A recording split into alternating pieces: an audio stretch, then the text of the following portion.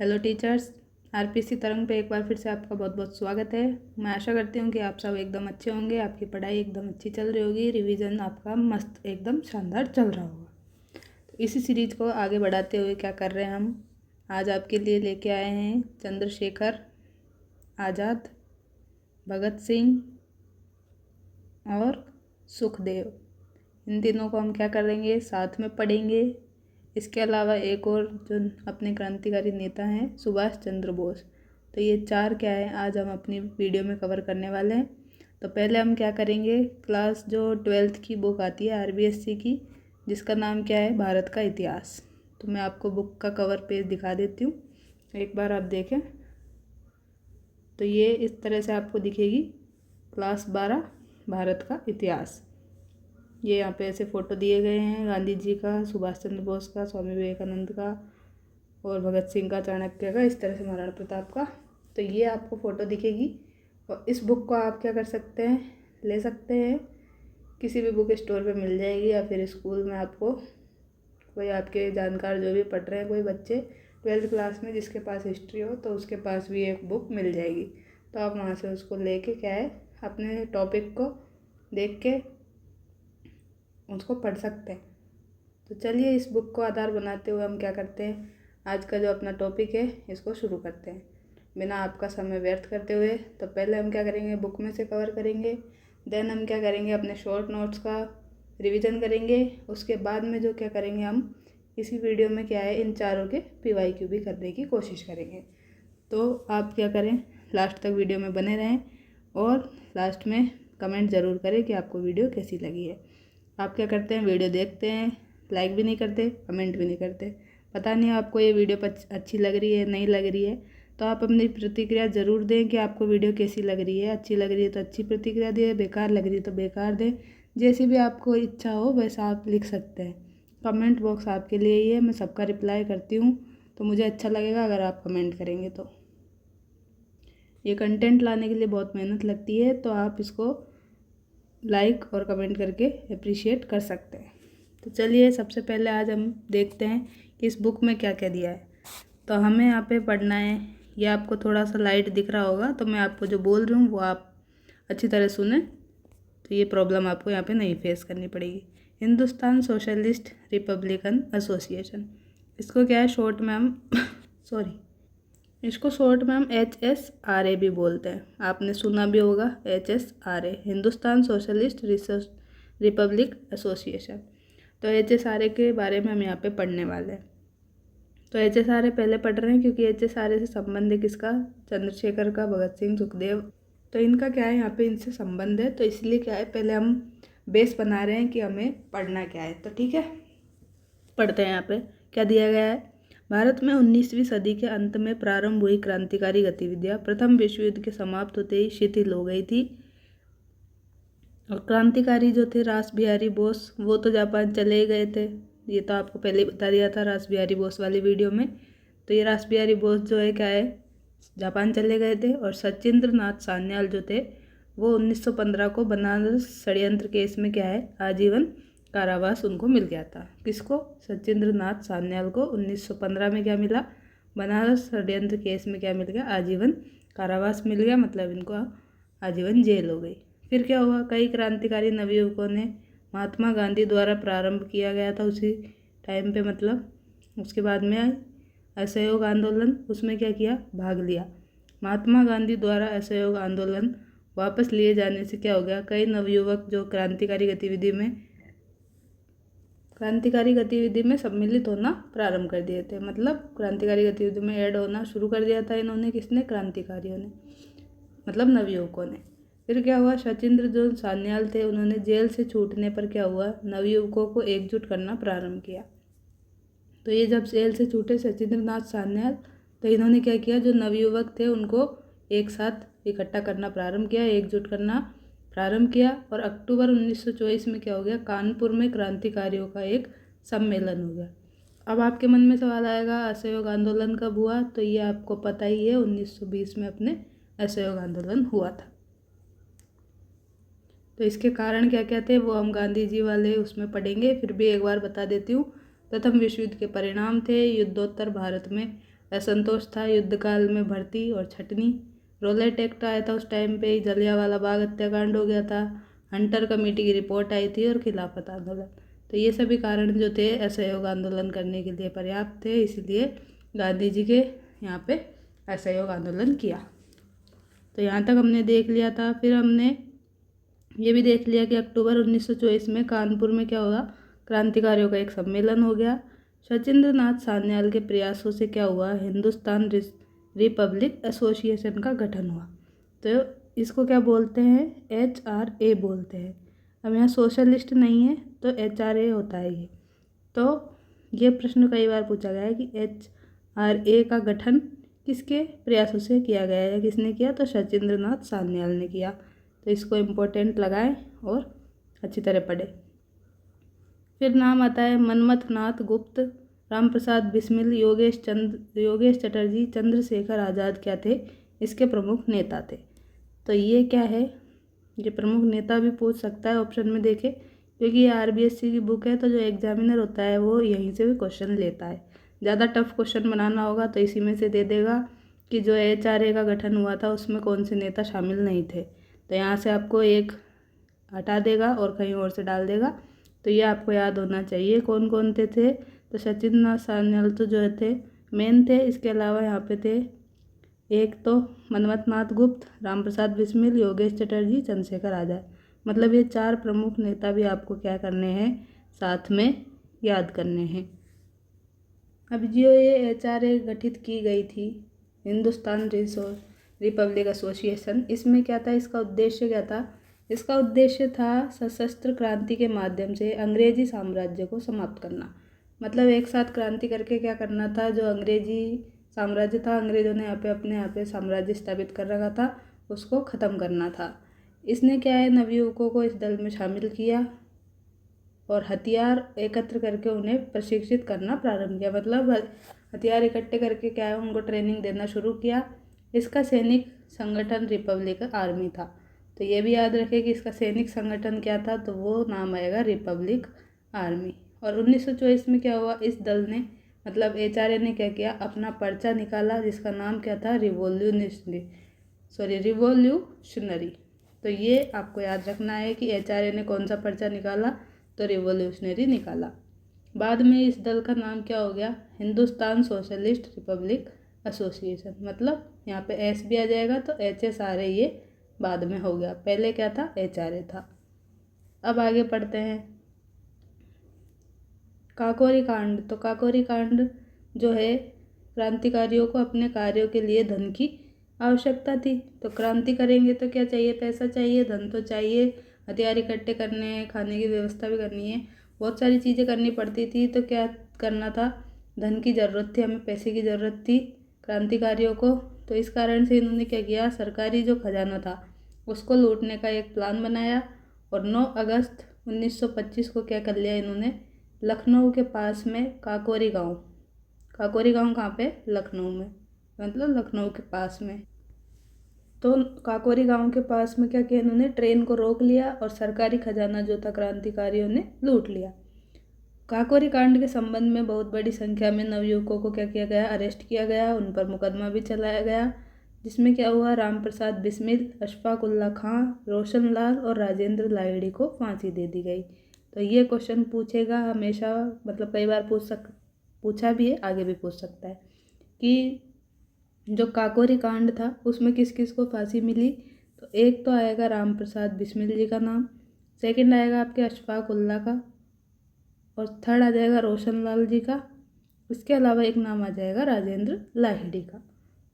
तो इन 4 व्यक्तियों को यहाँ पे क्या की गई, फांसी दी गई। तो 4 व्यक्ति यहाँ पे याद करने हैं। 4 व्यक्ति आपको HRA के संगठन में जो सदस्य थे उनमें याद करने हैं। तो ये बात तो ये हो गई कि फांसी दे दी गई इनको। फिर क्या हुआ, सचिंद्र नाथ सान्याल जो थे उनको क्या मिला, आजीवन कारावास मिला। चंद्रशेखर आज़ाद को ब्रिटिश सरकार गिरफ्तार नहीं कर पाई और आज़ाद ने गुप्त रूप से क्रांतिकारी गतिविधि क्या करी, जारी रखी। इस समय पंजाब, संयुक्त प्रांत, आगरा और अवध, बंगाल, बिहार और उड़ीसा, राजपूताना में क्या हुआ, गुप्त क्रांतिकारी संगठन थे। लेकिन क्या हुआ, इन संगठनों में एकता और समन्वय नहीं था।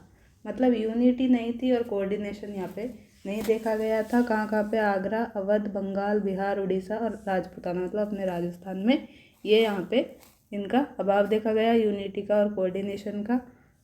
तो ये बात थी यहाँ पर। अब ये जो आपको फ़ोटो दिखाई दे रही है, ये वाली फ़ोटो तो किसकी है? राम प्रसाद बिस्मिल की है। और ये फ़ोटो यहाँ पे लिखी हुई है अशफाक उल्ला खान, तो ये इनकी फ़ोटो है, तो आप ये फ़ोटो भी देख सकते हैं।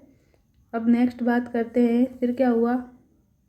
ये तो कब हो गया? 9 अगस्त 1925 को काकोरी कांड हो गया। फिर क्या हो गया? 8 और 9 सितंबर 1928 के बीच में क्या हो गया? दिल्ली के फिरोज शाह कोटला में क्या हुआ? उत्तर भारत में सक्रिय क्रांतिकारियों की एक बैठक हुई, जिसमें क्या हुआ? एक केंद्रीय समिति का गठन हुआ। क्या हुआ? केंद्रीय समिति का गठन हुआ। कहाँ पे? दिल्ली के फिरोज शाह कोटला में। ये क्या था? एक मैदान था। इस नई केंद्रीय समिति में क्या हुआ? चंद्रशेखर आज़ाद, भगत सिंह, सुखदेव, विजय कुमार सिन्हा, शिव वर्मा, फणींद्र नाथ घोष, कुंदन लाल आदि को क्या किया गया? सम्मिलित किया गया। क्या किया गया इसमें? ये जो नई समिति बनाई इन्होंने, इसमें क्या किया? चंद्रशेखर आज़ाद, भगत सिंह, सुखदेव, विजय कुमार सिन्हा, शिव वर्मा, फणींद्र नाथ घोष और कुंदन लाल, इन सबको शामिल किया गया। क्रांतिकारी संगठन जो था अपना, कौन सा? हिंदुस्तान रिपब्लिक एसोसिएशन, मतलब HRA का नाम क्या है? भगत सिंह के सुझाव पर क्या कर दिया गया? हिंदुस्तान सोशलिस्ट एसोसिएशन कर दिया गया, HSRA कर दिया गया। मतलब किसके सुझाव पे किया गया ये HRA से चेंज करके? तो ये किया गया भगत सिंह के सुझाव पे। इस संगठन के निर्माण में क्या है? संगठन के निर्माण में चंद्रशेखर आज़ाद की क्या थी? महत्वपूर्ण भूमिका थी। किसकी भूमिका थी? चंद्रशेखर आज़ाद की। और इसका लक्ष्य क्या था? इसका लक्ष्य स्वाधीनता प्राप्त करना था और समाजवादी राज्य की स्थापना करना था। क्रांतिकारी अब संगठित क्रांतिकारी कार्यवाही में विश्वास करने लग गए थे। बम बनाने की सहायता देने के लिए क्या हुआ? इस एसोसिएशन ने यतीन्द्र नाथ दास को क्या किया? कलकत्ता से पंजाब भेज दिया। मतलब बम बनाना सीखने के लिए क्या किया इस एसोसिएशन ने? एक व्यक्ति थे यतीन्द्र नाथ दास, जिनको क्या है? कलकत्ता से पंजाब भेज दिया बम बनाने की कला सीखने के लिए। तो ये तो हमने बात कर ली इसकी। अब देखते हैं सॉन्डर्स की हत्या। तो सॉन्डर्स की हत्या जो है 30 अक्टूबर 1928 को कर दी गई, लाहौर में कर दी गई। तो 30 अक्टूबर 1928 को क्या हुआ था? लाहौर में साइमन कमीशन का विरोध चल रहा था इस टाइम पे। तो साइमन कमीशन का विरोध करने वाले कौन थे इस टाइम पे? पंजाब के प्रमुख नेता थे लाला लाजपत राय। और लाला लाजपत राय जो थे, इनके ऊपर क्या हुआ? जो अंग्रेज़ था स्कॉट, इसके द्वारा क्या थी? लाठीचार्ज करने के कारण ये क्या हुए? घायल हो गए थे। और इनकी 1 माह बाद क्या हो गई थी? मृत्यु हो गई थी। किसकी? लाला लाजपत राय की।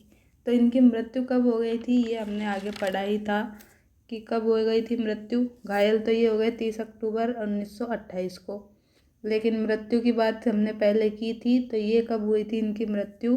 तो हमने देखा था 17 नवंबर 1928 को इनकी मृत्यु हो गई थी। तो लगभग 1 माह बाद में, उससे भी पहले इनकी मृत्यु हो गई थी। इसका बदला लेने के उद्देश्य से क्या हुआ? 17 दिसंबर 1928 को क्या हो गया? फिर भगत सिंह, चंद्रशेखर आज़ाद और राजगुरु ने क्या किया? लाहौर में स्कॉट को मारने की सोची, मतलब निश्चय किया। किंतु क्या हुआ? धोखे में जो उसका सहायक था वो कौन था? सॉन्डर्स। इसकी हत्या हो गई। मतलब मारना तो किसको था? स्कॉट को, लेकिन मर कौन गया गलती से? सॉन्डर्स। तो सॉन्डर्स की हत्या के बाद में क्या हुआ? हिंदुस्तान सोशलिस्ट रिपब्लिक एसोसिएशन ने क्या किया?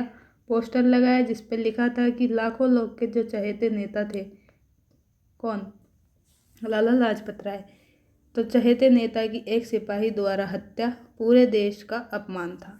इसका बदला लेना भारतीय युवकों का कर्तव्य था। सॉन्डर्स की हत्या का हमें दुख है, पर वह उस अमानवीय और अन्यायी व्यवस्था का एक अंग था जिसे नष्ट करने के लिए हम संघर्ष कर रहे हैं। तो ये बात इन्होंने कही थी। किसने? मतलब HSRA ने यहाँ पे बताया था, क्योंकि गलती से क्या हुआ? सॉन्डर्स की हत्या हो गई थी स्कॉट की जगह। तो इन्होंने कहा कि हमें उसके लिए खेद है सॉन्डर्स के लिए, लेकिन फिर भी जो वो था सॉन्डर्स, वो स्कॉट का ही क्या था? सहायक था, इसलिए उसको मारना भी ज़रूरी था। तो इसी तरह से ये जो व्यवस्था है इसी तरह से ये नष्ट होगी। तो ये बात यहाँ पे इन्होंने कही थी और ये इस तरह के पोस्टर यहाँ पे लगाए गए थे। सैंडर्स हत्याकांड के लिए ब्रिटिश सरकार ने क्या किया, लाहौर षड्यंत्र केस चलाकर 23 मार्च 1931 को किस किस को फांसी दे दी, तो भगत सिंह को दे दी, एक तो राजगुरु को दे दी और सुखदेव को। तो 3 लोगों को क्या है यहाँ पे फांसी दे दी गई, भगत सिंह, राजगुरु और सुखदेव। इन तीनों को क्या दे दी गई, फांसी। तो ये डेट भी याद रखें, 23 मार्च 1931 को इनको तीनों को फांसी दे दी गई। यहाँ पे वो क्या करेगा, चंद्रशेखर आज़ाद का नाम भी आपको देगा ऑप्शन में और कंफ्यूज करेगा। तो चंद्रशेखर आज़ाद को फांसी यहाँ पे नहीं दी गई थी, तो ये बात आप ध्यान रखें। लाहौर षड्यंत्र केस में फांसी इन तीनों को मिली थी। केंद्रीय विधानसभा बम कांड देखते हैं। केंद्रीय विधानसभा ने क्या किया, 8 अप्रैल 1929 को पब्लिक सेफ्टी बिल और ट्रेड यूनियन बिल पास किया।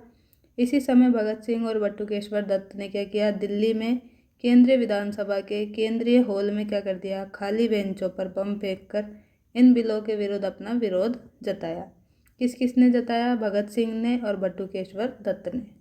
कहाँ पर, दिल्ली में, केंद्रीय हॉल में, केंद्रीय विधानसभा में। तो ये आपको याद रखना है और डेट भी याद रखनी है, 8 अप्रैल 1929। अब आगे हम चंद्रशेखर आज़ाद के बारे में पढ़ते हैं। तो ये तो हम क्या पढ़ रहे थे, सारी कॉमन एक्टिविटीज़ पढ़ रहे थे कि किसने क्या क्या किया, चंद्रशेखर, भगत सिंह, राजगुरु, सुखदेव, ये सब मिलके कि इन्होंने क्या क्या किया, कौन कौन से कांड किए। तो ये बेसिक स्टोरी हमने क्या कर ली, जान ली। अब हम क्या करते हैं, चंद्रशेखर जो आज़ाद है उनके बारे में देख लेते हैं कि ये कहाँ पे इनका जन्म हुआ था और इन्होंने क्या क्या किया था। तो वापस से यहाँ पे आते हैं। तो चंद्रशेखर आज़ाद जो है, इनका जन्म 23 जुलाई 1906 को मध्य प्रदेश मतलब एमपी के झाबुआ ज़िले में हुआ। और गांव कौन सा था, तो गांव था भाभरा गांव।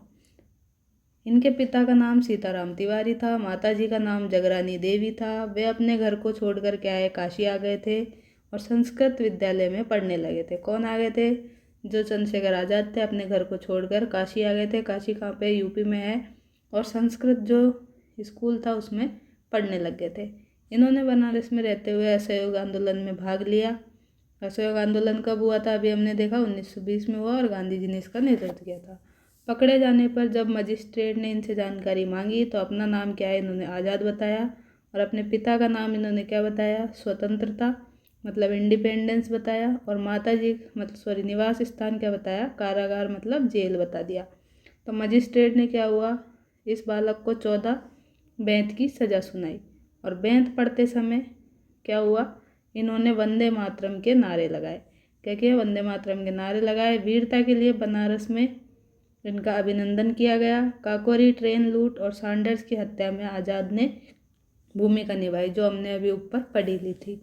इनके नेतृत्व में दिसंबर 1930 में क्या हुआ, हिंदुस्तान सोशलिस्ट रिपब्लिकन आर्मी ने दिल्ली के निकट वायसराय लॉर्ड इरविन की रेलगाड़ी को बम से उड़ाने का प्रयास किया। तो ये भी एक फैक्ट है, ये भी पूछा गया है। तो दिल्ली के पास में क्या है, वायसराय जो था लॉर्ड इरविन, इसकी जो एक रेलगाड़ी जा रही थी उसको बम से उड़ाने के लिए ये प्रयास इन्होंने किया। किसने, चंद्रशेखर आज़ाद ने। तो अब आगे देखते हैं। और इन्होंने प्रयास किया था, लेकिन क्या हुआ, जो वायसराय था लॉर्ड इरविन वो इसमें बच गया था, मतलब ये मारा नहीं गया था ये बम उड़ाने से।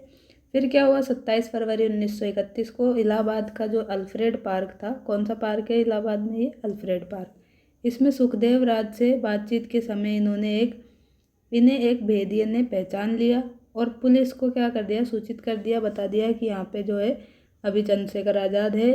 तो पुलिस क्या है, वहाँ पे पहुँच गई। तो पुलिस अधीक्षक नाट बाबर ने क्या किया, इन्हें घेर लिया और इन्हें बड़ी वीरता से पुलिस का सामना किया। क्या किया, इन्होंने बड़ी वीरता से पुलिस का सामना किया। इन्होंने अपने पास जो आखिरी गोली बची थी वो देखकर अपनी कनपटी पर गोली चलाकर मृत्यु को वरण कर लिया। मतलब इन्होंने क्या है, अंग्रेज़ों से मरना उचित नहीं समझा और जो इनके पास जो बंदूक थी उसकी आखिरी गोली क्या है, खुद के कनपटी पे ही मार ली और मतलब चला ली और अपनी मृत्यु को धारण कर लिया। तो अंग्रेज़ सरकार आज़ाद को क्या है, जीवित रहते हुए तो पकड़ ही नहीं पाई थी। मतलब ये खुद ही मर गए थे बंदूक चला करके, तो फिर तो पकड़ेगी, तो पर ये जीवित रहते हुए नहीं पकड़ पाए थे। तो आप यहाँ पे फ़ोटो देख सकते हैं, ये चंद्रशेखर आज़ाद का फ़ोटो है। यहाँ पे इनके हाथ में पिस्टल दिख रही होगी आपको। और ये जो फ़ोटो दिख रहा है आपको, ये फ़ोटो किसका है? तो ये फ़ोटो है भगत सिंह का। तो इसी बात पर हम क्या करते हैं, भगत सिंह के बारे में भी अब पढ़ लेते हैं। तो भगत सिंह जो थे, इनका जन्म कब हुआ? 23 सितंबर 1907 को पंजाब के लायलपुर ज़िले के बंगा नामक स्थान पर हुआ। इनके पिता का नाम था किशन सिंह, माता जी का नाम था विद्यावती देवी। राष्ट्रभक्ति की भावना इन्हें विरासत में मिली थी, क्योंकि इनके जो चाचा थे अजीत सिंह और स्वर्ण सिंह, वो क्या थे? क्रांतिकारी थे, और देश के लिए जेल वो जा चुके थे। कौन? इनके जो चाचा थे अजीत सिंह और स्वर्ण सिंह। अजीत सिंह लाला लाजपत राय के साथ मांडले जेल में रहे थे। जिस दिन अजीत सिंह जेल से छूटकर आए थे, उसी दिन क्या हुआ था? भगत सिंह का जन्म हुआ था। इसलिए इनका नाम क्या है? भाग्य वाला, मतलब भगत सिंह रख दिया गया। इन्होंने लाहौर के डीएवी कॉलेज में क्या किया? अध्ययन किया। और लाहौर में जो सचिंद्र सान्याल थे, इनसे मिलने के बाद में ये क्रांतिकारी गतिविधियों में एक्टिव हो गए। सचिंद्र सान्याल ने इन्हें क्रांतिकारी गतिविधियों के प्रशिक्षण के लिए क्या किया? कानपुर भेजा। किसने भेजा कानपुर? किसके लिए? सचिंद्र सान्याल ने इनको भेज दिया क्रांतिकारी गतिविधियों के ट्रेनिंग के लिए। कहाँ पे? कानपुर। फिर कानपुर में क्या हुआ? ये कानपुर ने भगत सिंह ने गणेश शंकर, जो विद्यार्थी के समाचार पत्र आता था एक, प्रताप, तो ये क्वेश्चन भी पूछा गया है कि प्रताप किसका अखबार था? तो गणेश शंकर विद्यार्थी का। तो प्रताप में क्या हुआ? बलवंत के नाम से क्रांतिकारी लेख इन्होंने लिखे। किसने? भगत सिंह ने। 1926 में उन नौजवान सभा का गठन करके क्रांतिकारियों से संपर्क किया। भगत सिंह का नारा जो है आप सभी को पता होगा, इंकलाब जिंदाबाद है। और सांडर सत्या और केंद्रीय विधानसभा बम कांड में इनकी प्रमुख भूमिका थी। तो ये हमने ऊपर पढ़ ही लिया था कि केंद्रीय विधानसभा में बम कांड में भूमिका थी इनकी। और ये बम कांड कब किया गया था? तो अभी आपने ऊपर पढ़ा ही था, 8 अप्रैल 1929 को ये किया गया था। और सैंडर्स की हत्या कब की गई थी? तो ये भी आपको याद होना चाहिए। तो सैंडर्स की हत्या की गई थी कब? 17 दिसंबर 1928 को। तो ये भी मैं यहाँ पे लिख देती हूँ, कब की गई थी? 17 दिसंबर 1928 को। 28 में तो क्या हुआ? सैंडर्स की हत्या कर दी। और 29 में क्या है? 29 में केंद्रीय विधानसभा में बम कांड कर दिया। फिर लाहौर षड्यंत्र केस में क्या हुआ? भगत सिंह को क्या किया गया? राजगुरु और सुखदेव के साथ फांसी दे दी गई। फांसी कब दे दी गई? ये हमने ऊपर पढ़ा था, 23 मार्च को दे दी गई। और जो चंद्रशेखर आज़ाद थे, उन्हें फांसी यहाँ पे नहीं दी गई थी, तो वो यहाँ से भाग गए थे। तो इन्हें तीनों को तो क्या हुआ था? फांसी मिल गई थी, भगत सिंह, राजगुरु और सुखदेव को, 23 मार्च 1931 को। फिर महाराष्ट्र के राजगुरु जब सावरकर का भाषण सुनने के लिए काशी यूनिवर्सिटी में आए थे, तब इनकी भेंट जो है भगत सिंह से हुई थी। इन्होंने शारीरिक शिक्षक, मतलब पीटीआई के रूप में यहाँ पे कार्य किया। सैंडर्स हत्याकांड में ये भगत सिंह के साथ में थे। और सैंडर्स को पहली गोली राजगुरु ने ही मारी थी। सैंडर्स को पहली गोली किसने मारी थी? तो राजगुरु ने मारी थी। तो ये क्वेश्चन भी आ सकता है। सुखदेव भगत सिंह के बचपन के साथी थे। कौन थे? सुखदेव भगत सिंह के साथी थे बचपन के, मतलब ये दोनों फ्रेंड थे। और भगत सिंह को क्रांतिकारी मार्ग पर लाने का श्रेय भी सुखदेव को ही जाता है। भगत सिंह अपने दल के नेता थे और सुखदेव उस दल के क्या थे? संगठन करता थे। मतलब नेता तो कौन थे? दोनों दोस्त थे, ये भगत सिंह और सुखदेव। तो जो भगत सिंह थे वो तो क्या थे? खुद नेता थे। और जो संगठन करता थे, मतलब ऑर्गेनाइज करने वाले जो भी है, वो कौन थे? तो सुखदेव थे। भारत के जो विभिन्न भागों में क्रांतिकारी घटनाएं होती रही। बंगाल के सूर्यसेन के नेतृत्व में पूर्वी बंगाल के चटगांव में क्या हुआ? चटगांव के शस्त्रागार पर अप्रैल 1923 में क्रांतिकारियों ने हमला किया और इन्होंने शस्त्रागार को लूट लिया। और सूर्यसेन पकड़े गए और इन्हें फांसी की सज़ा दे दी गई। तो ये हमने क्या बात कर ली यहाँ पर? चंद्रशेखर आज़ाद के बारे में भी बात कर ली, ठीक है। और हमने क्या पढ़ा? इनके बाद में हमने पढ़ लिया भगत सिंह भी। भगत सिंह के बाद में हमने 3rd नंबर पे देख लिया सुखदेव के बारे में भी, जो भी आपको ये आरपीएससी की बुक में दिया गया है। अब इसी से जो क्या है शॉर्ट नोट्स बनाए हैं तो वो मैं आपको बताती हूँ, और उसमें कुछ चीज़ें और ऐड है। फिर उसके बाद हम जो PYQ क्वेश्चन है इन तीनों के वो भी साथ में निपटा लेंगे। तो इस तरह से ये जो आपका टॉपिक है ये पूरा पक्का मजबूत हो जाएगा। तो चलिए चलते हैं अपने नोट्स की तरफ। तो ये हैं अपने जो नोट्स हैं वो, तो इनको आप देख सकते हैं। तो चंद्रशेखर आज़ाद के बारे में देखते हैं। हमने यहाँ पे देख ही लिया था, इनका जन्म 23 जुलाई 1906 को MP के झाबुआ ज़िले में भाभरा गांव में हुआ था। पिता का नाम इनके सीताराम तिवारी था, माता का जगरानी था। मृत्यु इनकी हुई थी 27 फरवरी 1931 को। कहाँ पर? अल्फ्रेड पार्क, जो कि इलाहाबाद में है। यहाँ पर इन्होंने क्या किया था, जो लास्ट गोली बची थी अपनी बंदूक में वो खुद को मार ली थी। इनके उपनाम पूछे जाते हैं। इनके उपनाम है आज़ाद, बलराज और पंडित जी। और एक और नाम है इनका क्विक सिल्वर, मतलब पारा। तो ये नाम इनको किसने दिया? तो ये राम प्रसाद बिस्मिल ने दिया है। ये पूछा भी गया है RPSC के द्वारा कि जो क्विक सिल्वर है वो किसको नाम दिया गया? तो चंद्रशेखर आज़ाद को। और अब ये भी पूछ सकता है कि किसने दिया? तो राम प्रसाद बिस्मिल, आप ध्यान में रखें। और जो पर्चे थे, द रिवोल्यूशनरी पर्चा इन्होंने बांटा था 1925 में, ये हमने देख ही लिया था। सितंबर 1928 में क्या किया था इन्होंने? दिल्ली के फिरोज शाह कोटला मैदान में HSRA का गठन किया था। लेकिन जो HRA है, मतलब हिंदुस्तान रिपब्लिक एसोसिएशन, इसका इस्टेब्लिश, मतलब इसको किसने किया था इस्टेब्लिश? तो सचिंद्र नाथ सान्याल ने किया था। और जो इसके साथ सदस्य थे वो कौन थे? सदस्य इसके थे चंद्रशेखर आज़ाद, राम प्रसाद बिस्मिल, और भी हमने वहाँ पे 2 नाम पढ़े थे। तो 2 नाम हमने और देखे थे वहाँ पे, योगेश चटर्जी, और एक नाम और था मनमथ नाथ गुप्त। तो ये 2 नाम और थे। तो इस तरह से 4 लोग मतलब जो सदस्य थे, और ये जो सचिंद्र नाथ सान्याल थे, इन्होंने यहाँ पे इसकी एस्टेब्लिशमेंट करी थी। फिर आता है काकोरी कांड। तो काकोरी कांड हमने पढ़ा था अभी 9 अगस्त 1925 को हुआ था। 9 अगस्त 1925 को हुआ, और इसमें जब इस टाइम पे ये हुआ तो ये HRA के टाइम पे हुआ, ये आपको याद रखना है। और सैंडर्स की जो हत्या हुई, तो सैंडर्स की जो हत्या हुई वो HSRA थे इस टाइम पे। तो HSRA थी, और सैंडर्स की हत्या कब करी थी? तो डेट आपको याद होनी चाहिए, अभी देखा था 17 दिसंबर 1928 को की थी सैंडर्स की हत्या। तो ये बात हो गई। फिर क्या हो गया? 27 फरवरी 1931 को इलाहाबाद के अल्फ्रेड पार्क में क्या है, पुलिस मुठभेड़ में ये शहीद हो गए थे। तो ये सब बात हमने वहाँ पे की थी, यहाँ पे शॉर्ट में लिखी गई है ताकि आपको एक बार में रिवाइज हो जाए। फिर एक बात और हमने देखी थी, दिसंबर 1930 में क्या हुआ था, HSRA ने दिल्ली के पास में जो वायसराय था लॉर्ड इरविन, उसकी रेलगाड़ी को बम से उड़ाने का प्रयास किया था, लेकिन ये वायसराय जो था उस टाइम पे बच गया था। और चंद्रशेखर द्वारा हमेशा आज़ाद रहने की प्रतिज्ञा ली गई थी, और पुलिस मुठभेड़ में इन्होंने अंतिम गोली जो थी स्वयं को मारकर इस प्रतिज्ञा को पूरा किया। और चंद्रशेखर आज़ाद को जो पुलिस है जिंदा रहते हुए तो पकड़ नहीं पाई थी।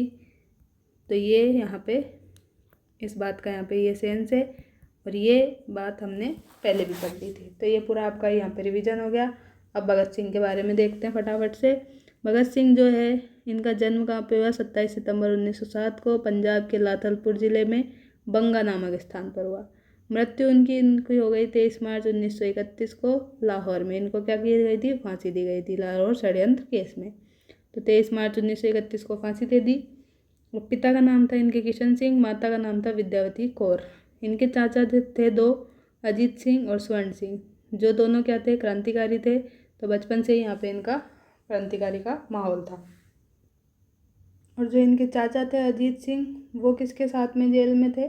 लाला लाजपत राय के साथ में ये किस जेल में थे? तो ये मांडले जेल में थे। लेकिन जब भगत सिंह का जन्म हुआ तो जिस दिन ये मतलब जेल से छूटे अजीत सिंह, उसी दिन क्या है, भगत सिंह का जन्म हुआ था। तो ये आपको याद रखना है। तो ये दोनों इनके क्रांतिकारी चाचा थे, अजीत सिंह और स्वर्ण सिंह, ये हमने देख लिया था।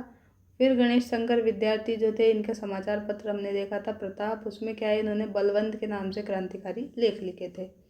और 1926 में नौजवान भारत सभा की इन्होंने स्थापना कर दी थी। और क्रांतिकारियों के संपर्क हेतु इन्होंने क्या किया? HSRA के HSRA की मतलब सदस्य रहे। तो ये 2 सदस्य इसके कौन थे, एक तो भगत सिंह थे और बटुकेश्वर दत्त थे। फिर 8 अप्रैल 1929 को क्या किया, केंद्रीय जो विधानसभा मतलब विधान परिषद थी उसकी केंद्रीय, उसमें क्या किया इन्होंने, बम फेंक दिया।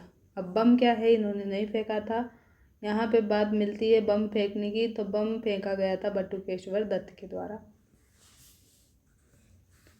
तो ये बात कर ली। फिर 7 अक्टूबर 1930 को क्या हुआ, फांसी की सज़ा इनको सुनाई गई। तो ये सज़ा कब सुनाई गई, तो 7 अक्टूबर 1930 को। लेकिन फांसी दी कब गई, तो फांसी दी गई 23 मार्च 1931 को लाहौर जेल में दी गई और लाहौर षड्यंत्र केस के मामले में दी गई। और लाहौर षड्यंत्र केस किसके लिए मतलब किस कारण से लगाया गया था, तो सैंडर्स की इन्होंने क्या की थी, हत्या करी थी, तो उसके लिए यहाँ पे लगाया गया था। और इसके संदर्भ में इनको 23 मार्च 1931 को लाहौर जेल में फांसी दे दी गई। अब इनके साथ में 2 लोग और थे, कौन कौन, सुखदेव और राजगुरु। तो इन तीनों को क्या है, यहाँ पे फांसी दे दी गई थी। चंद्रशेखर आज़ाद को फांसी यहाँ पे नहीं मिली थी, ये यहाँ से भाग गए थे। तो ये आपको याद रखना है। जो नारा है इनका किसका, भगत सिंह का, तो ये क्या है, भगत सिंह का नारा है इंकलाब जिंदाबाद। इनकी पुस्तकें हैं कौन कौन सी, मैं नास्तिक क्यों हूँ, ये RPSC के द्वारा भी पूछा गया है, अभी हम क्वेश्चन करेंगे तो आप देखेंगे। फिर सेकंड है बुक इनकी मृत्यु के द्वार पर, और थर्ड बुक आती है इनकी भारत में क्रांतिकारी आंदोलन। तो ये हमने देख लिया। अब सुखदेव के बारे में भी देखते हैं फटाफट। जन्म इनका हुआ 15 मई 1907 को पंजाब में लुधियाना में। मृत्यु हुई 23 मार्च 1931 को लाहौर में। अगेन वही लाहौर षड्यंत्र केस की डेट, तो वही ये डेट है इनकी मृत्यु की डेट। तो सैंडर्स हत्याकांड के मामले में इस लाहौर षड्यंत्र केस चलाया गया था। पिता का नाम था इनके रामलाल थापर, माता का नाम था रल्ली देवी। इन्हें क्या है, भगत सिंह का चाणक्य कहा जाता था, और ये आर्य समाज से क्या थे, प्रभावित थे। भगत सिंह और राजगुरु के साथ इन्हें मतलब सुखदेव को भी लाहौर जेल में फांसी दी गई। और फांसी दी कब दी गई थी, 23 मार्च 1931 को। इसलिए क्या करते हैं, 23 मार्च को ये अपने शहीद दिवस मनाते हैं। और अभी मार्च में ये 23 मार्च में अभी ये शहीद दिवस हमने सेलिब्रेट किया था। और सुखदेव जो थे उनकी फांसी की समय एज कितनी थी, तो इनकी एज थी 24 ईयर्स। तो ये सब बात हमने इनके बारे में कर ली। अब इनके संबंधित क्या करते हैं, PYQ क्वेश्चन भी साथ में कर लेते हैं। तो ये देखते हैं, फर्स्ट क्वेश्चन अपना है चंद्रशेखर आज़ाद से रिलेटेड। चंद्रशेखर आज़ाद की कहाँ गोली मारकर हत्या की गई, तो ये पूछा था आपसे स्कूल लेक्चर 2012 में। तो ऑप्शन दिए गए हैं दिल्ली, लखनऊ, वाराणसी, इलाहाबाद। तो कहाँ पे गोली मारकर हत्या की थी, अभी हमने पढ़ा था इलाहाबाद में की गई थी, इलाहाबाद में। और पार्क का नाम क्या था, तो पार्क का नाम था अल्फ्रेड पार्क। तो ये बात आपने याद की थी, यही यहाँ से क्वेश्चन है। तो देख लीजिए आपका क्वेश्चन यहाँ पे बिल्कुल राइट हो गया, आपको बिल्कुल भी यहाँ पे समय नहीं लगा है। फिर अब देखते हैं वापस से डिटेल। पंडित चंद्रशेखर आज़ाद का जन्म मध्य प्रदेश के झाबुआ जिले के भाभरा गांव में 23 जुलाई 1906 को हुआ। असहयोग आंदोलन के दौरान जब फरवरी 1922 में चोरी चौरा घटना के पास में बिना किसी से पूछे हुए गांधी जी ने आंदोलन वापस ले लिया, तो देश के तमाम नवयुवकों की तरह आज़ाद का भी कांग्रेस से मोह भंग हो गया और वे हिंदुस्तान प्रजातांत्रिक संघ में क्या हुए, शामिल हो गए थे। इसके पश्चात उत्तर भारत की सभी क्रांतिकारी पार्टियों को मिलाकर क्या किया इन्होंने, HSRA Hindustan socialist Republic association का क्या कर दिया, गठन यहाँ पे किया। गठन किया किसने था, लेकिन गठन किया था सचिंद्र नाथ सान्याल ने। लेकिन सचिंद्र नाथ सान्याल ने इसका नहीं किया था, HRA का किया था। तो ये आप ध्यान रखें, कंफ्यूज ना हो। 23 दिसंबर 1930 को वायसराय जो था लॉर्ड इरविन, इसकी क्या थी, ट्रेन उड़ाने की इनकी प्लानिंग थी, जो कि निजामुद्दीन रेलवे स्टेशन के पास दिल्ली मथुरा लाइन के बीच में बम विस्फोट इन्होंने यहाँ पे किया था। लेकिन वायसराय यहाँ पे बाल बाल बच गया था, मतलब इसकी यहाँ पे मृत्यु नहीं हुई थी। 27 फरवरी 1931 को क्या किया, SP नाट बाबर के नेतृत्व में इलाहाबाद के अल्फ्रेड पार्क में गोलीबारी में क्या हुआ, आज़ाद को वीरगति प्राप्त हुई। मतलब जो लास्ट गोली बची थी वो क्या है, इन्होंने खुद को ही मार ली थी। तो इस तरह से इनको वीरगति प्राप्त हुई। और राम प्रसाद बिस्मिल जो थे इनको क्विक सिल्वर मतलब पारा कहकर बुलाते थे। तो ये लाइन भी इम्पोर्टेंट है, तो आप ध्यान में रखें। तो आपका यहाँ पे 3 बार तो रिवीजन, तीसरी बार ये रिवीजन हो रहा है साथ के साथ ही, तो आप भूल नहीं सकते हैं, तो रिवाइज करें। यही क्वेश्चन फिर पूछ लिया, राम प्रसाद बिस्मिल किसको क्विक सिल्वर पारा कहते थे? तो अभी अभी देखा है हमने, किसको कहते थे? चंद्रशेखर आज़ाद को कहते थे। तो ये थर्ड अपना सही हो गया। अब नेक्स्ट क्वेश्चन अपने आते हैं भगत सिंह और सुखदेव के बारे में। तो लेख जो है मैं नास्तिक क्यों हूँ, ये किसने लिखा? तो ये लिखा गया है अपने भगत सिंह के द्वारा। ये पूछा है स्कूल लेक्चर 2020 में। तो अब इसी संदर्भ में भगत सिंह के बारे में पढ़ते हैं। तो जो भगत सिंह थे इनके बारे में पढ़ते हैं।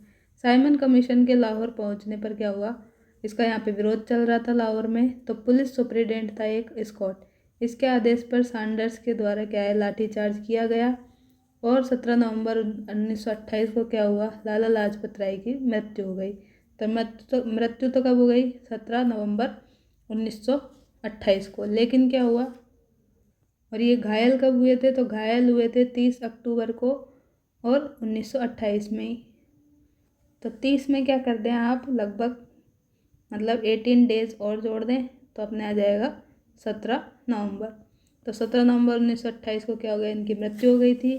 तो लाला लाजपत राय की मृत्यु के ठीक एक माह बाद में, मतलब 17 नवंबर में आप 17 और जोड़ लें, मतलब 17 का एक महीना और जोड़ लें तो 17 दिसंबर आ जाएगा।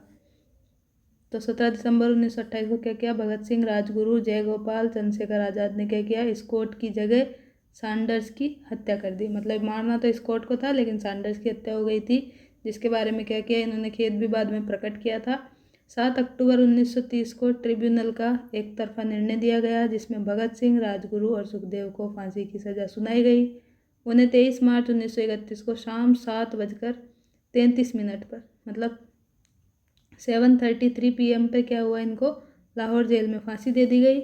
जेल में रहते हुए इनका लिखा लेख है एक, मैं नास्तिक क्यों हूँ। किसका? भगत सिंह का। इसका प्रकाशन कब हुआ? 27 सितंबर 1931 को हुआ। और कहाँ पे हुआ? तो लाहौर का एक अखबार था द पीपल, इसमें इसका ये लेख था, मैं नास्तिक क्यों हूँ, ये पब्लिश हुआ था। तो ये बात हमने कर ली। अब नेक्स्ट क्वेश्चन देखते हैं, जो कि है निम्नलिखित में से किस कारण से भगत सिंह और उनके साथियों को 23 मार्च 1931 को फांसी दी गई। तो किस कारण से फांसी दी गई थी, अभी हमने पढ़ा है, कई बार पढ़ लिया। तो पहला देखते हैं, काकोरी षड्यंत्र केस में। तो ये तो नहीं है। 18 अप्रैल 1929 को केंद्रीय विधानसभा में बम फेंकने के कारण, ये भी नहीं है। वर्ष 1928 में लाहौर में सैंडर्स की हत्या के कारण, तो ये वाला आपने क्या है, बिल्कुल सही है। तो ये अपने हो गई। अब नेक्स्ट है, भगत सिंह ने किस स्थान पर बम फेंका था। तो बम इन्होंने कहाँ फेंका था? केंद्रीय विधानसभा में, मतलब सेंट्रल असेंबली में इन्होंने ये बम फेंका था। तो ये अपने सही हो जाएगा। ये क्वेश्चन पुलिस कांस्टेबल 2014 में आपसे पूछा गया था। नेक्स्ट क्वेश्चन मतलब इसकी व्याख्या दी है यहाँ पे। 8 अप्रैल 1929 को भगत सिंह बटुकेश्वर दत्त ने क्या किया, दिल्ली की जो केंद्रीय असेंबली थी, मतलब विधानसभा थी, उसमें बम फेंका। क्रांतिकारियों ने अपने पर्चे में कहा था कि उनका मकसद किसी की जान लेना नहीं बल्कि बहरों को सुनाना है। मतलब जो अंग्रेज थे उनको बताना था, इसीलिए क्या है इन्होंने यहाँ पे बम फेंके थे, ये सब इन्होंने यहाँ पे बताया अपने पर्चे में। भगत सिंह और बटुकेश्वर दत्त भागे नहीं बल्कि स्वयं को गिरफ्तार करवा लिया यहाँ पे, मतलब यहाँ पे सरेंडर कर दिया और खुद को अरेस्ट करवा लिया। उन्होंने नारा दिया कि इंकलाब जिंदाबाद, साम्राज्यवाद मुर्दाबाद। तो ये इन्होंने नारा दिया। यह नारा मशहूर शायर थे एक हसरत मोहानी। कौन थे? हसरत मोहानी के जलसे में आज़ादी ए कामिल की बात करते हुए दिया गया था। इंकलाब जिंदाबाद हिंदुस्तानी भाषा का नारा है जिसका अर्थ है क्रांति की जय हो। तो ये जो फैक्ट है अपने कहाँ से लिया गया है, इन्होंने NCERT क्लास 8th की बुक में पेज नंबर 118 से लिया है। तो ये क्या है यहाँ पे इस तरह से इम्पोर्टेंट हो जाता है, क्योंकि आजकल जो RPSC है वो क्या है, या तो RBSC से बुक से क्वेश्चन उठाती है, या फिर ज़्यादा ही उसको टफ बनाना होता है तो NCERT से भी उठा लेती है। अब इतना सब पढ़ना तो अपने लिए संभव नहीं है, तो यहाँ पे जो दिया है वो तो हम कम से कम अच्छे से पढ़ सकते हैं और रिवाइज कर सकते हैं। नेक्स्ट क्वेश्चन है, भारत के स्वतंत्रता संग्राम के दौरान निम्नलिखित में से कौन नौजवान भारत सभा के सदस्य थे। तो कौन थे नौजवान भारत सभा के सदस्य? तो इसके सदस्य थे सूर्यसेन, ये तो नहीं है। भगत सिंह हो सकता है। सुभाष चंद्र बोस तो अभी हमने पढ़ा ही नहीं थे ये। राम प्रसाद बिस्मिल भी नहीं थे, तो भगत सिंह ही थे। और ये हमने पढ़ा भी था। ये नौजवान भारत सभा के सदस्य थे और ये हमने अभी जो बुक पढ़ी थी, मतलब बुक की थ्योरी, उसमें पढ़ा था, याद हो तो आपको। तो राजस्थान पुलिस कांस्टेबल में 2022 में पूछा है, तो इस तरह से ये अपना यहाँ पे सही हो जाता है। व्याख्या में देखें, भारत के शहीद आजम सरदार भगत सिंह का जन्म 28 सितंबर 1907 को ब्रिटिश भारत के पंजाब प्रांत के लायलपुर गांव के जारावाला तहसील के बंगा गांव में हुआ। भगत सिंह ने भगवती चरण के साथ में क्या किया, मिलकर नौजवान भारत सभा की स्थापना की। इस सभा का नारा था हिंदुस्तान जिंदाबाद। तो इस तरह से हमने किया पूरे जो 40 मिनट थे वो पूरे डेडिकेटेड कर दिए किसको, चंद्रशेखर आज़ाद को, भगत सिंह को, सुखदेव को। और ये सारे काम हमने यहाँ पे कंप्लीट कर लिए हैं। थ्योरी पढ़ ली हमने RBSC की बुक से, प्लस अपने क्या कर लिया, शॉर्ट नोट्स पढ़ लिए साथ में ही, और PYQ भी कर लिए। तो मुझे नहीं लगता इसके बाद में आपको और कोई वीडियो देखने की आवश्यकता पड़ेगी। तो इस तरह से अगर आपको ये अच्छा लग रहा है कि एक ही वीडियो में हम सारा काम कर रहे हैं, तो आप बताएं, और आप बताएं कि PYQ आपको अलग से करने हैं तो वो भी हम कर सकते हैं। तो अब अपने एक टॉपिक और बचा है जो कि मैंने आपसे बोला था वीडियो में, तो सुभाष चंद्र बोस के बारे में पढ़ेंगे, फिर उनके PYQ जो यहाँ पे दिए गए हैं वो हम यहाँ पे करेंगे। तो सुभाष चंद्र बोस के बारे में देखते हैं। सुभाष चंद्र बोस का जन्म 23 जनवरी 1897 को उड़ीसा के कटक में हुआ। पिता का नाम था इनके जानकीदास, माता का नाम था प्रभावती। इनकी प्रारंभिक शिक्षा जो थी कटक में उड़ीसा में हुई थी। इन्होंने हाई शिक्षा जो थी कलकत्ता यूनिवर्सिटी से की थी, और 1920 में इन्होंने ICS की एग्ज़ाम होती थी वो भी पास कर ली थी। और ICS जैसी नौकरी को छोड़कर इन्होंने देश सेवा का जो संकल्प लिया। इनके राजनीतिक गुरु का नाम देश बंधु चित्तरंजन दास था, जिसको शॉर्ट में आप CR दास के नाम से भी कई जगह देखेंगे, जिनके मार्गदर्शन में इन्होंने कई कार्य किए। सुभाष चंद्र बोस ने असहयोग आंदोलन कब हुआ था, 1920 में बड़ी संख्या में सक्रियता से भाग लिया। दिसंबर 1921 में इन्हें गिरफ्तार करके 6 माह की कैद सुनाई गई। गांधी जी के असहयोग आंदोलन वापस लिए जाने पर क्या हुआ, इन्होंने दुख व्यक्त किया। और जब चित्तरंजन दास जो इनके गुरु थे और मोतीलाल नेहरू, इन्होंने स्वराज्य पार्टी की स्थापना की, तब इन्होंने स्वराज्य दल के विचारों को प्रचार किया। और 1924 में क्या हुआ, जो CR दास के कलकत्ता के महापौर बनने पे इन्हें कलकत्ता नगर निगम का मुख्य कार्यकारी अधिकारी भी बनाया गया। तो यहाँ से क्वेश्चन पूछा गया है, इसमें एक एक लाइन जो दी गई उससे क्वेश्चन कभी ना कभी पूछा गया है, तो इसको आप इग्नोर नहीं कर सकते, इस बुक को ज़रूर पढ़ें। क्रांतिकारी गतिविधियों के कारण अंग्रेज सरकार ने इन्हें क्या कर लिया, गिरफ्तार कर लिया। फिर क्या हुआ, गिरफ्तार करने के बाद इन्हें 3 वर्ष के लिए बर्मा के मांडले जेल से निर्वासित किया। और इन्होंने 1928 में कांग्रेस के कलकत्ता अधिवेशन में नेहरू रिपोर्ट की औपनिवेशिक स्वराज की मांग का विरोध किया। तो ये भी क्वेश्चन पूछा गया है कि इन्होंने कांग्रेस के किस अधिवेशन में भाग लिया था, मतलब कलकत्ता अधिवेशन में, और कब लिया था, तो 1928 में। और स्वराज की मांग का यहाँ पे विरोध किया था और पूर्ण स्वाधीनता दिए जाने की बात की थी। सुभाष चंद्र बोस कांग्रेस के हरिपुरा अधिवेशन जो कि कब हुआ, 1938 में, अध्यक्ष चुने गए कांग्रेस के। अगले वर्ष कांग्रेस के त्रिपुरी अधिवेशन 1939 में भी कांग्रेस के अध्यक्ष चुने गए। तो कितने सेशन में ये अध्यक्ष चुने गए, यहाँ पे देखें, एक तो 1928 में हुआ था जो कि कहाँ पे, कलकत्ता में। फिर 1938 में कहाँ पे हो गया, हरिपुरा अधिवेशन हो गया। इसमें भी क्या है, ये यहाँ पे हेड चुने गए थे, अध्यक्ष चुने गए। फिर अपने आ गया 1939 में एक और, तो वो था त्रिपुरी अधिवेशन। तो इसमें भी क्या रही है, तो इसमें भी ये हेड रहे। तो 3 अधिवेशन में इन्होंने यहाँ पे भाग लिया और 2 में तो ये यहाँ पे हेड रहे, अध्यक्ष रहे। कांग्रेस के त्रिपुरी अधिवेशन में इन्होंने महात्मा गांधी के जो प्रत्याशी थे पत्ताभी सीतारमैया को क्या किया, पराजित किया, मतलब हराया। कांग्रेस कार्यकारिणी में गांधी के समर्थकों का बहुमत था। महात्मा गांधी से सुभाष चंद्र बोस के वैचारिक मतभेद थे। कांग्रेस की कार्यकारिणी से मतभेद होने पर सुभाष चंद्र बोस ने कांग्रेस से क्या कर दिया, बाद में इस्तीफा दे दिया। सुभाष चंद्र बोस के इस्तीफा देने के बाद में राजेंद्र प्रसाद कांग्रेस के अध्यक्ष बनाए गए। मई 1939 में सुभाष चंद्र बोस ने एक नए दल फॉरवर्ड ब्लॉक की स्थापना की।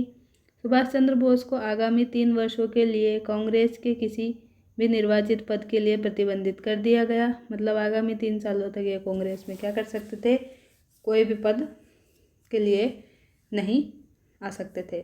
फिर क्या हुआ, सेकेंड वर्ल्ड वार हुआ तो द्वितीय विश्व युद्ध में इन्होंने भारतीयों से अंग्रेज़ों की सहायता न करने की अपील की।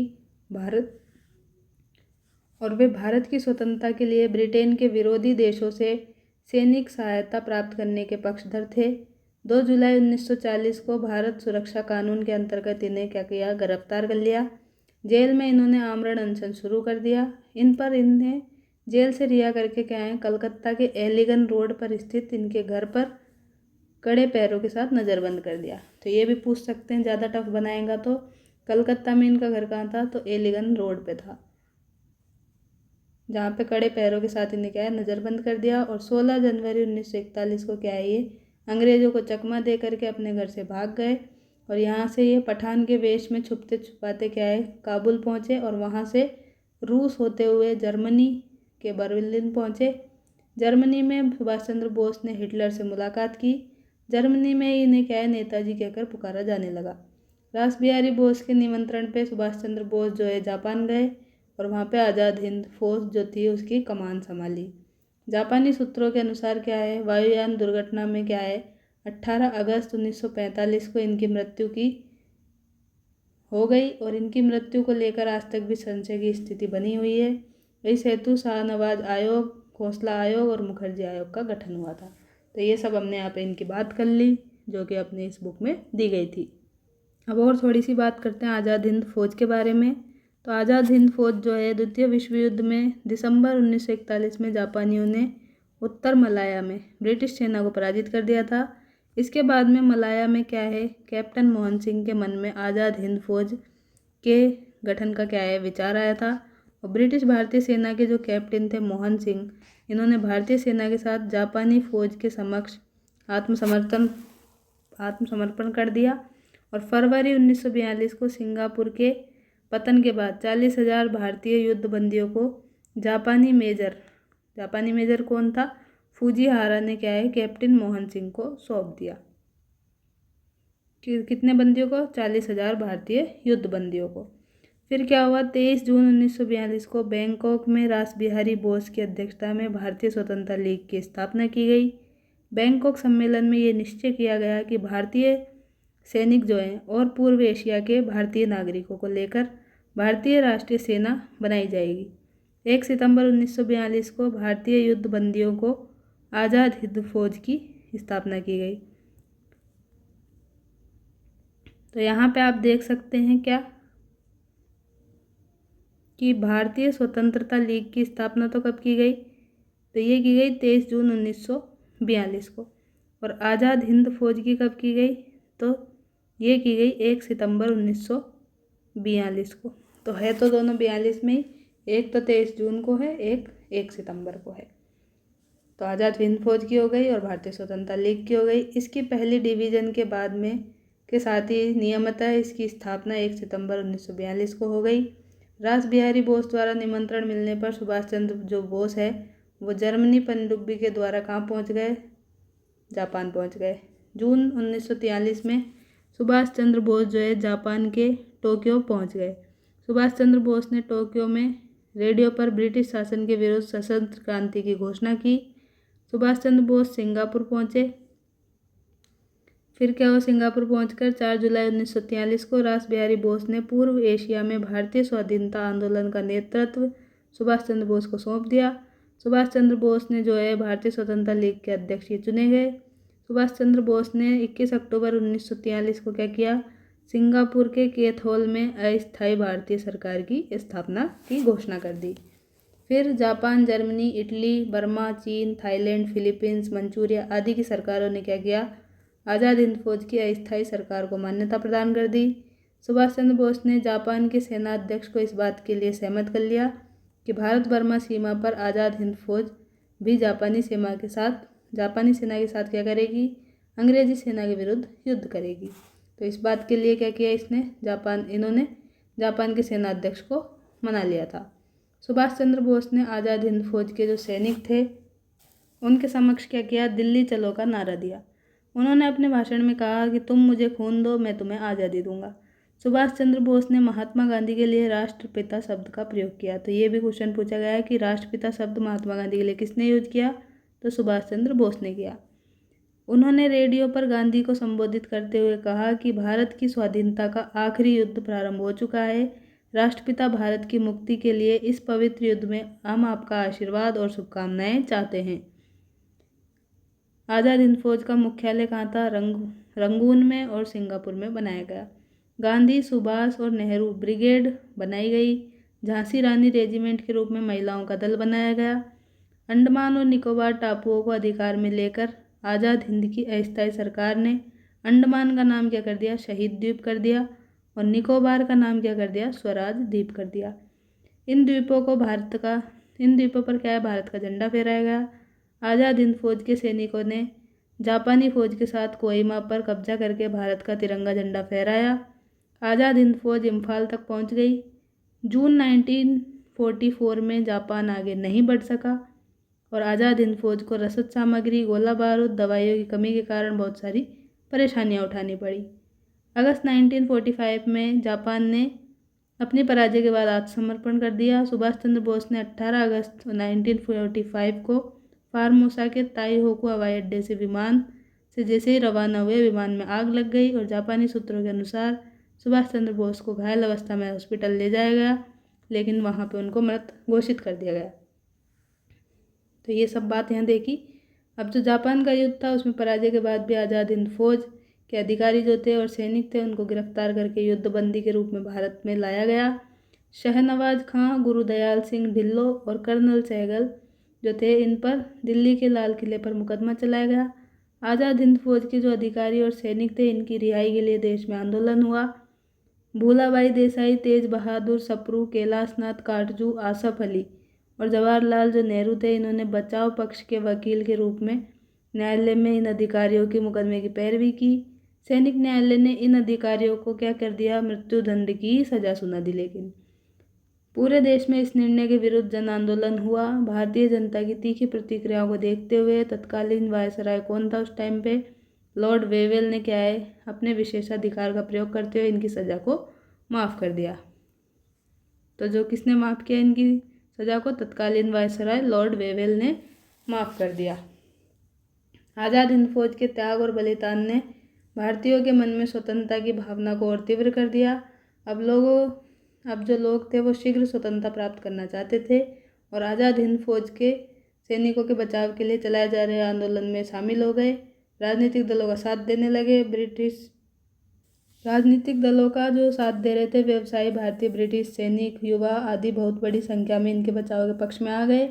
छात्र कक्षा का बहिष्कार करने लगे। व्यवसायी जो थे अपनी दुकानें बंद करने लगे। इनका प्रभाव ब्रिटिश सेना और थल सेना पर पड़ा।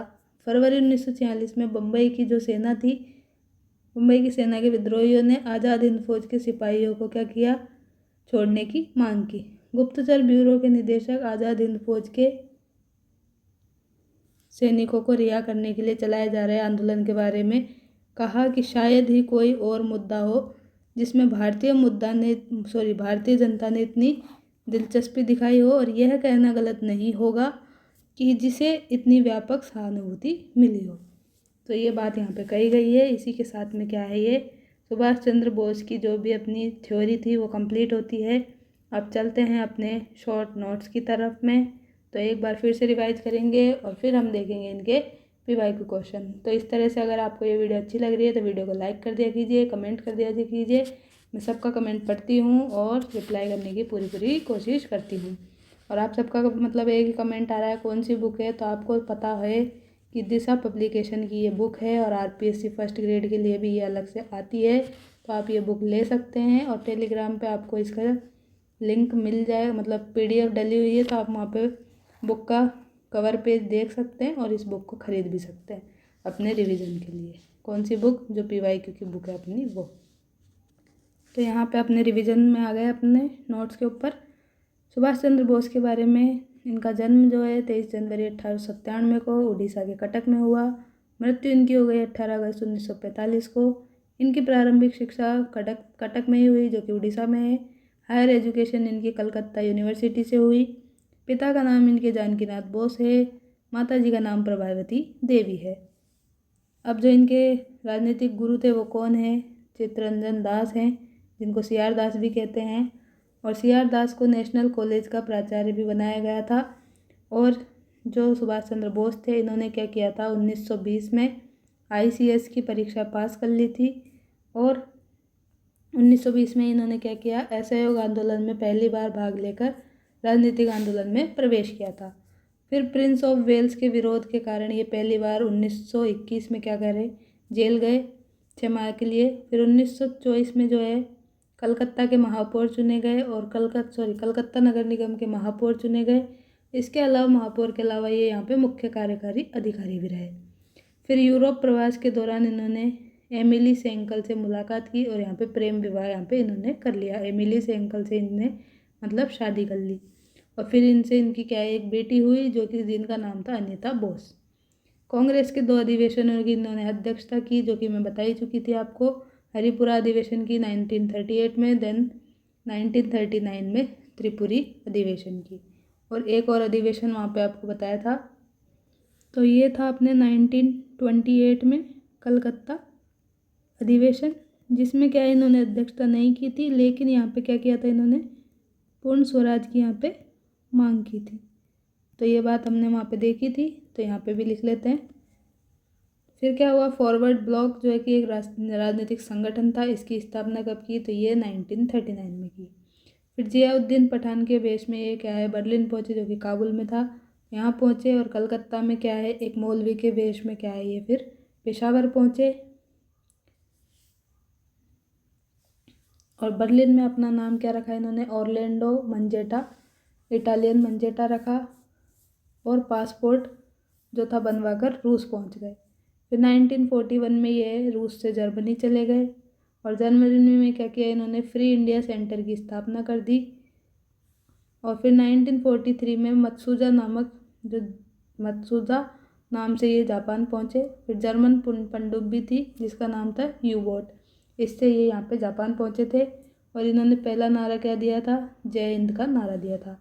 फिर 4 जुलाई 1943 को सिंगापुर में आज़ाद हिंद फौज की कमान इन्होंने संभाली थी, जिसके 2 जो हेडक्वार्टर केंद्र बनाए गए, एक तो रंगून में और एक सिंगापुर में। और ये जो आज़ाद हिंद फौज की कमान थी, ये किसने दी, सौंपी थी इनको, तो रास बिहारी बोस ने सौंपी थी। और अंडमान जो द्वीप था, इसका नाम बदल के शहीद द्वीप कर दिया गया था। और निकोबार का कर दिया गया था स्वराज द्वीप। तो ये हमने पढ़ ही लिया था। आज़ाद हिंद फौज के सैनिकों के समक्ष इन्होंने एक नारा दिया था, जिसका था नाम दिल्ली चलो। तो दिल्ली चलो का नारा इन्होंने दिया था। ये सुभाष चंद्र बोस का प्रसिद्ध नारा एक और है, जो कि है, तुम मुझे खून दो मैं तुम्हें आज़ादी दूंगा। गांधी जी के लिए क्या है, इन्होंने राष्ट्रपिता शब्द का प्रयोग किया था। 18 अगस्त 1945 को विमान दुर्घटना में क्या है, सुभाष चंद्र बोस की मृत्यु हो गई थी। और इसकी जांच के लिए आयोग बनाया गया, जिसमें कौन कौन से आयोग थे, शाहनवाज आयोग, खोसला आयोग और मुखर्जी आयोग। तो ये क्या है, हमने सारा रिवीजन कर लिया। अब करते हैं इसके PY के क्वेश्चन, देखते हैं आपसे कितने क्वेश्चन हो रहे हैं। तो यहाँ पे आ गए हम अपने इस पे सुभाष चंद्र बोस पे, जिसके PY हम यहाँ पे अब करने वाले हैं। तो सुभाष चंद्र बोस के PY देखते हैं। फर्स्ट क्वेश्चन पूछा है, सुभाष चंद्र बोस के बारे में सत्य कथन बताना है। इसको लेक्चर 2020 में पूछा है। तो कथन दिए गए हैं, सत्य वाला मतलब ट्रू कौन सा है वो बताना है। CR दास ने उन्हें नेशनल कॉलेज का प्राचार्य नियुक्त किया। पहला तो ये है। तो मैंने अभी ऊपर आपको बता दिया था कि CR दास को नेशनल कॉलेज का प्राचार्य बनाया, तो वो बात गलत थी। CR दास ने क्या है, सुभाष चंद्र बोस को नेशनल कॉलेज का प्राचार्य बनाया था। दूसरा है, तो ये वाला सही हो जाएगा। सुभाष ने कलकत्ता नगर निगम के मुख्य कार्यकारी के अधिकारी के रूप में काम किया, ये भी हमने पढ़ा था, सही है। और कालांतर में इन्होंने कलकत्ता नगर निगम के महापौर चुने गए, ये बात भी सही है, दोनों साथ में ही पढ़ी थी। फिर 1939 में इन्होंने क्या है, कांग्रेस में फॉरवर्ड ब्लॉक का गठन किया, तो ये बात भी हम पढ़ चुके थे। तो यहाँ पे क्या है, चारों ही अपने सही हो जाएंगे। तो इस तरह से इसका आंसर 4 हो जाएगा। अब ये सब क्वेश्चन आप तभी कर पाएंगे जब आपको थ्योरी अच्छे से पता हो। अगर आपको एक भी पॉइंट इसमें लगेगा कि ये गलत है, तो आपका ये क्वेश्चन नेगेटिव में चला जाएगा। तो इस तरह से आपने थ्योरी पढ़ ली है कि अब आपको ये क्वेश्चन ईजी लग रहे होंगे। अब व्याख्या में एक बार और फिर से देखते हैं जल्दी से। नेताजी के नाम से प्रसिद्ध सुभाष चंद्र बोस का जन्म 23 जनवरी 1897 को कटक उड़ीसा के बंगाली परिवार में हुआ। चित्तरंजन दास इनके राजगुरु थे, मतलब राजनीतिक गुरु थे। 1923 में CR दास ने द्वारा गठित सुभाष चंद्र बोस ने समर्थन किया। 1923 में जब CR दास ने कलकत्ता नगर निगम के मेयर का कार्यभार संभाला तो 1924 में सुभाष चंद्र बोस को भी क्या है, नगर निगम का मुख्य कार्यपालिका अधिकारी बना दिया और 1930 में कलकत्ता नगर निगम के मेयर के रूप में ये चुने गए। फिर फरवरी 1938 को हरिपुरा गुजरात अधिवेशन में क्या है, गांधी जी के विरोध के कारण अखिल भारतीय राष्ट्रीय कांग्रेस सभा के अध्यक्ष भी रहे और त्यागपत्र देकर 1 मई 1939 को फॉरवर्ड ब्लॉक की इन्होंने स्थापना की। तो इस तरह से ये सारे यहाँ पे सही हो जाते हैं। नेक्स्ट क्वेश्चन आता है 1943 में सुभाष चंद्र बोस द्वारा निर्मित स्वतंत्र भारत की अस्थायी सरकार को निम्नांकित में से किन देशों ने मान्यता दी थी? तो जापान, आयरलैंड, कोरिया और इटली। तो इसका आंसर हो जाएगा यहाँ पे कि सारे ही जो थे इन चारों को ही यहाँ पे मान्यता प्रदान कर दी गई थी। ये हम यहाँ पे पढ़ ही चुके थे, इसीलिए ये सारे से हो जाएंगे। तो आंसर इसका 3 हो जाएगा। जापान, कोरिया, आयरलैंड और इटली तीनों को क्या है, जो अस्थायी सरकार द्वारा मान्यता दे दी गई थी 1943 में। तो देखते हैं यहाँ पे क्या लिखा गया है। 21 अक्टूबर 1943 को सिंगापुर स्थित कैथी हॉल में बोस ने स्वतंत्र भारत की अस्थायी सरकार की स्थापना की। इसका मुख्यालय रंगून में बनाया। नेताजी ने स्वयं ही इस सरकार के मुखिया, प्रधानमंत्री और मुख्य सेनापति बने और अपने पद की शपथ ली कि मैं ईश्वर की पवित्र सौगंध खाकर कहता हूँ कि मैं भारत और उसके 38 करोड़ जो देशवासी है उनकी स्वतंत्रता के लिए अपने अंतिम श्वास तक युद्ध करता रहूँगा। तत्कालीन विश्व के 9 देश थे, Japan, Germany, Italy, Korea, Burma, Ireland, चीन, फिलीपींस और मंचूरिया। इन्होंने क्या है, इन्होंने अस्थायी सरकार को मान्यता प्रदान कर दी। 6 नवंबर 1943 को क्या हुआ, सुभाष चंद्र बोस ने अंडमान द्वीप का नाम बदलकर शहीद द्वीप कर दिया और निकोबार का नाम बदलकर स्वराज द्वीप कर दिया। सुभाष चंद्र बोस ने तुम मुझे खून दो मैं तुम्हें आज़ादी दूंगा का नारा देते हुए आज़ाद हिंद फौज को प्रेरित किया और 4 फरवरी 1944 को इनका आज़ाद हिंद फौज अराकान मोर्चे पर पहुंच गई और दिल्ली चलो और जय हिंद का आह्वान करते हुए मातृभूमि की ओर प्रस्थान किया। तो इस तरह से ये सारी बात कर ली। तो ये 9 देशों के नाम भी आप याद रख सकते हैं, यहाँ से क्वेश्चन आगे भी बन सकता है। नेक्स्ट क्वेश्चन है, मैं ईश्वर की इस पवित्र सौगंध खाकर कहता हूँ कि मैं भारत और उसके 38 करोड़ देशवासियों की स्वतंत्रता के लिए अपने अंतिम श्वास तक युद्ध करूँगा। ये कथन किसका है? ये 2020 में पूछा है। तो ये कथन है सुभाष चंद्र बोस का। तो अपने यहाँ पे सेकंड ऑप्शन सही हो जाएगा। ये अभी हमने ऊपर देखा ही था। हिंदुस्तान रिपब्लिक एसोसिएशन के संस्थापक सदस्य कौन थे? तो संस्थापक सदस्य यहाँ पे पूछे हैं, ये प्राध्यापक 2020 में पूछा है। तो चंद्रशेखर आज़ाद थे, सचिंद्रनाथ सान्याल थे, अरविंदो घोष नहीं थे, राम प्रसाद बिस्मिल भी थे। तो इस तरह से क्या है, अपना ये ऑप्शन सही हो जाएगा 1, 2, 4 वाला, मतलब 4th ऑप्शन। तो अगर आपने सब चीज़ें ध्यान से पढ़ी हैं, सुन रहे हैं, तो आपके सारे क्वेश्चन यहाँ पे सही होते दिख रहे होंगे और एग्ज़ाम में भी आपके क्वेश्चन 100% सही होंगे। बस आप वीडियोज़ को अच्छी तरह देखें और इनका रिविज़न अच्छे से करते रहें। देश में उचित ढंग से क्रांतिकारी आंदोलन का संचालन करने के उद्देश्य से अक्टूबर 1924 में युवा क्रांतिकारियों ने कानपुर में एक सम्मेलन बुलाया तथा हिंदुस्तान रिपब्लिक एसोसिएशन HRA का संगठन कर दिया। इसके संस्थापक थे सचिंद्रनाथ सान्याल, मतलब हेड ये थे, और सदस्य मैंने आपको बताए थे कौन कौन, राम प्रसाद बिस्मिल, जोगेश चंद्र चटर्जी, जोगेश की जगह योगेश भी देखा गया है, तो योगेश भी देख सकते हैं आप, योगेश चटर्जी और चंद्रशेखर आज़ाद, और एक और व्यक्ति था मनंत नाथ गुप्त। तो ये 4 व्यक्ति यहाँ पे क्या थे, सदस्य थे। फिर भगत सिंह ने सितंबर 1928 में क्रांतिकारी संगठन हिंदुस्तान रिपब्लिक एसोसिएशन हिंदुस्तान प्रजातांत्रिक संघ का नाम बदल कर क्या कर दिया, नई दिल्ली के फिरोज शाह कोटला मैदान में क्या किया था, इसका नाम HSRA, मतलब हिंदुस्तान सोशलिस्ट रिपब्लिक एसोसिएशन, और हिंदी में कहते हैं हिंदुस्तान समाजवादी प्रजातंत्र संघ, जिसका अर्थ क्या था, क्रांति के उद्देश्य समाजवादी समाज की स्पष्ट घोषणा।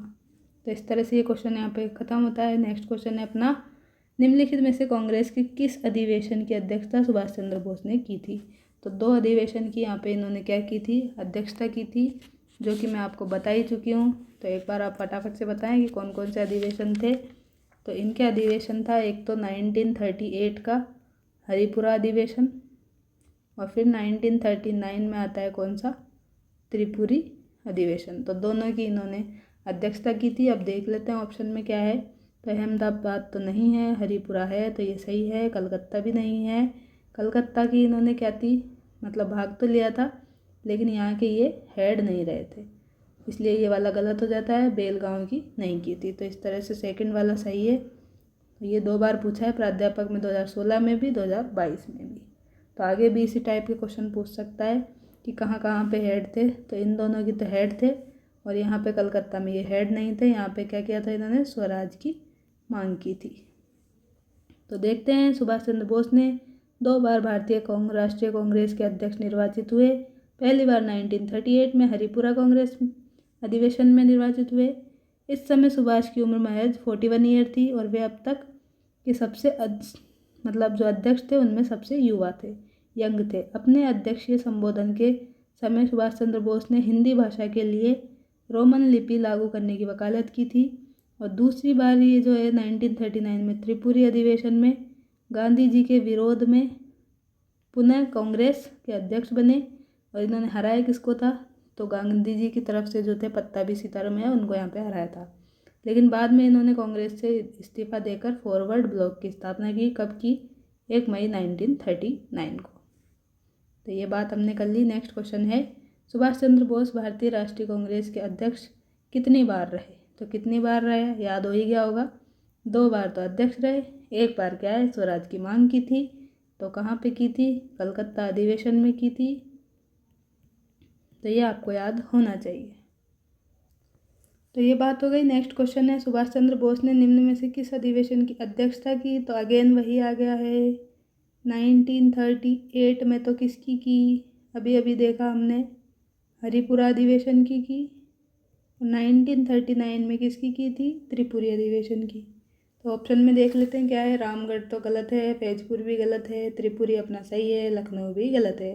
तो इस तरह से आप देखेंगे तो आपके सारे क्वेश्चन सही होते जाएंगे। कांग्रेस के त्रिपुरी अधिवेशन के पश्चात सुभाष चंद्र बोस और दक्षिणपंथी का समस्त झगड़ा किस बात, मतलब किस प्रश्न पर केंद्रित हो गया। तो ये बात थी यहाँ पे कांग्रेस कार्यकारिणी समिति का गठन। तो ये 2 बार पूछा है, आरएस में 2019 में, फर्स्ट ग्रेड हिस्ट्री में 2014 में। तो इस बात में भी देख लेते हैं।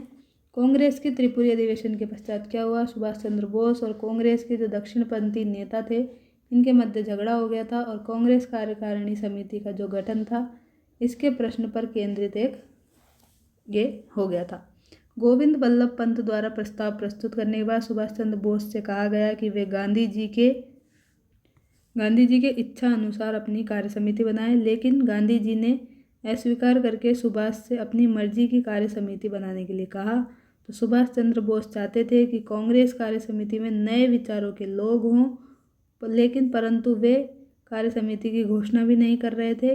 वस्तुतः वे चाहते थे कि आने वाले संघर्ष का नेतृत्व तो कौन करे, गांधी जी, लेकिन जो संघर्ष की सारी रणनीति है वो कौन करे, सुभाष चंद्र बोस और वामपंथी समूह तय करे। तो गांधी जी इस बात के लिए क्या हुए, राजी नहीं हुए थे और सुभाष चंद्र बोस ने कांग्रेस अध्यक्ष पद से इस बात से इस्तीफा दे दिया था। तो ये बात यहाँ पे हुई थी। अब ये अपना लास्ट क्वेश्चन है इसका, जो कि है निम्नांकित में से किस वायसराय के काल में क्या हुआ, आईएनए पर मुद्दा चलाया गया। तो ये पूछा है प्राध्यापक में 2016 में। तो आईएनए आपको पता होगा, आईएनए की फुल फॉर्म क्या है, आज़ाद हिंद फौज, Indian national army. INA Azad Hind सेना अभियोग, अंग्रेजों लॉर्ड वेवेल 1944 से 47 का टाइम इसका था। तो लॉर्ड वेवेल था इस टाइम पे ने आईएनए के सेनापति जो थे शाहनवाज खां, पीके सहगल, गुरुबख्श और ढिल्लो पर दिल्ली के लाल किले में अभियोग चलाया, जिसके विरोध में जनता ने तीव्र प्रदर्शन किया। देश के प्रमुख वकील भूलाभाई देसाई, तेज बहादुर सप्रू, जवाहरलाल नेहरू आदि ने क्या किया, इन अभियोक्तों के बचाव में वकालत की। और लॉर्ड वेवेल ने क्या किया, जनता की मनोभावना को देखते हुए इन्हें 1 जनवरी 1946 को बरी कर दिया। तो ये पूरी बात जो थी हमने अपनी ये देखा था, आरबीएससी की अपनी बुक थी, उसमें लास्ट में ये पैराग्राफ दिया गया था, तो वहाँ से ये क्वेश्चन लिया गया है। तो आप देख रहे हैं कि उसी बुक से क्वेश्चन आ रहे हैं, तो उस बुक को बिल्कुल नहीं छोड़ना है, उसको अच्छे से पढ़ के जाना है। जो जो टॉपिक दिए हैं वो ढूंढ कर पढ़ने होंगे, ऐसा नहीं है कि उस बुक में एक साथ सब दिया गया है, तो वो सब काम आपको करना पड़ेगा। जितनी कोशिश हो रही है मैं आपके लिए कर रही हूँ, फिर भी शॉर्ट नोट्स अपने खुद के होते हैं, तो आप चाहें तो खुद के लास्ट टाइम पे शॉर्ट नोट्स बना सकते हैं, जिससे आपका रिवीजन जल्दी से जल्दी हो सके। तो इसका आंसर इस बात से हो जाएगा वे वेल। तो अब कल हम क्या करेंगे, कल हम करेंगे जवाहरलाल नेहरू को कंप्लीट और मौलाना आज़ाद को पढ़ लेंगे।